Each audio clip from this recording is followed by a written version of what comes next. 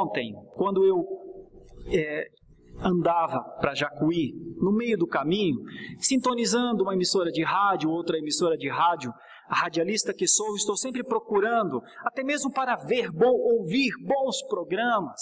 E então, sintonizando uma emissora, outra emissora, lá quase fora do estado de São Paulo, sintonizei uma rádio, eu imagino que seja de Ribeirão Preto, da região de Ribeirão Preto.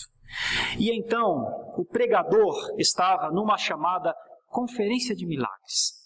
E até aí, não tem nada de errado, eu acredito em milagres, eu acredito que Deus pode fazer coisas maravilhosas, eu acredito que Deus tem poder para fazer, acredito mesmo, sabe, pelo simples fato de crer em Deus, pelo simples fato de saber quem é Deus, de saber que Deus é ilimitado, eu jamais colocaria Deus dentro da minha concepção, jamais.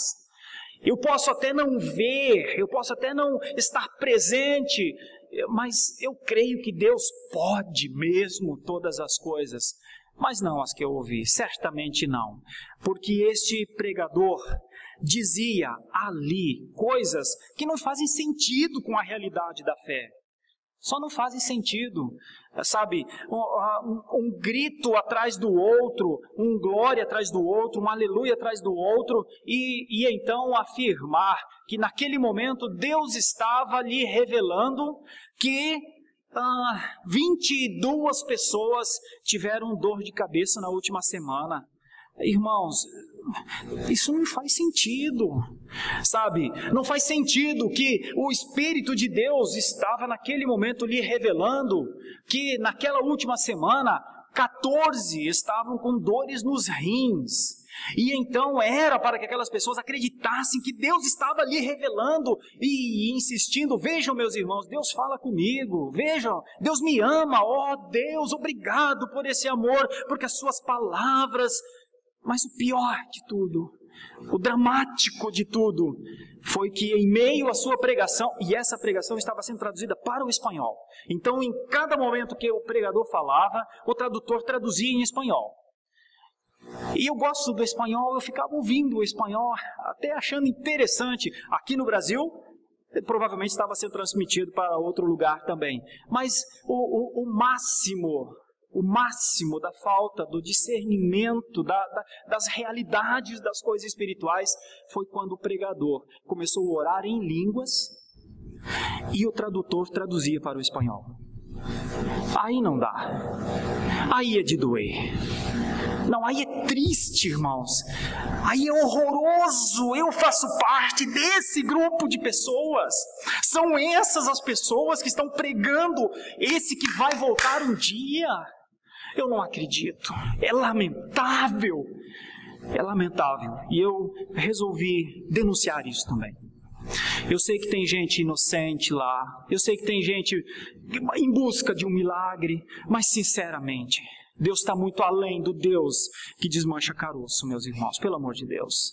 Deus está muito além do Deus que o Espírito conta que tem 13, que tem 15, com dor aqui, dor ali naquela semana, e que agora o milagre vai acontecer e a pessoa vai entrar na fila para vir contar a bênção. Pelo amor de Deus, pelo amor de Deus. Mas eu quero denunciar a fonte. Esses homens são pobres homens. Estes pregadores são pobres pregadores, destituídos de um mínimo de condição para com o que é a palavra do Senhor, destituídos de um mínimo de condição exegética para ler um texto numa língua original, destituídos de um mínimo de condições de entender uma hermenêutica de um texto, destituídos de quase tudo disso, destituídos da condição de estudar 2 ou 3 ou 4 ou 5 anos, ou como no caso dos presbiterianos que beira 7 anos estudando teologia para serem ordenados pastores depois, destituídos de todas essas coisas. Eu só tenho dó. Eu respeito muito aqueles que estão lá dizendo, Senhor, eu estou aqui, me visita. Eu respeito muito estes, mas estes que pregam isso, eu não consigo respeitar. Eu não posso ter compromisso com isso. E eu quero denunciar a origem disso. A origem disso é um grupo de pentecostais que assumiu no Brasil um contexto americano em décadas passadas.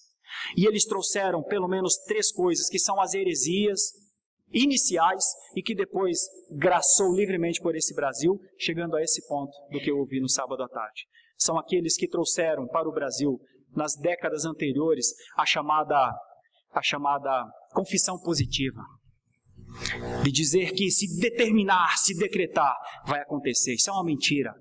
Isso é uma mentira já desmascarada na história, mas infelizmente no Brasil, muitos ainda acham que isso é verdade.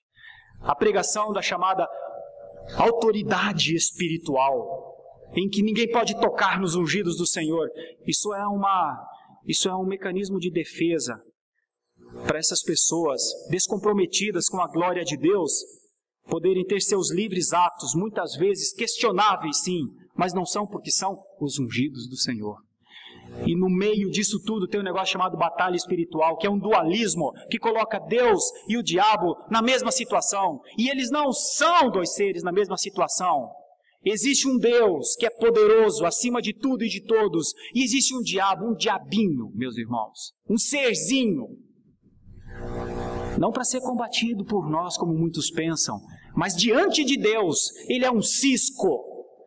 Só que, infelizmente, o erro do pentecostalismo, e eu não estou falando do neopentecostalismo, estou falando do pentecostalismo, o erro do pentecostalismo, que é anterior ao neopentecostalismo, identificou essa chamada autoridade espiritual, dando autoridade a muitos que não têm autoridade nem dentro das suas casas. E dando uma ideia de uma batalha espiritual como se Deus e o diabo fossem da mesma força, e não são. E por fim, se essa autoridade espiritual tem força para combater Satanás com as suas artimanhas e muitas vezes mantras, ligadas e muito parecidas com hipnotismos em série, que a gente vê na internet em todo lugar, obviamente, estes também foram aqueles da confissão positiva. Essas três heresias terríveis dominaram o pentecostalismo no Brasil e entraram para o neopentecostalismo. E agora a gente ouve isso.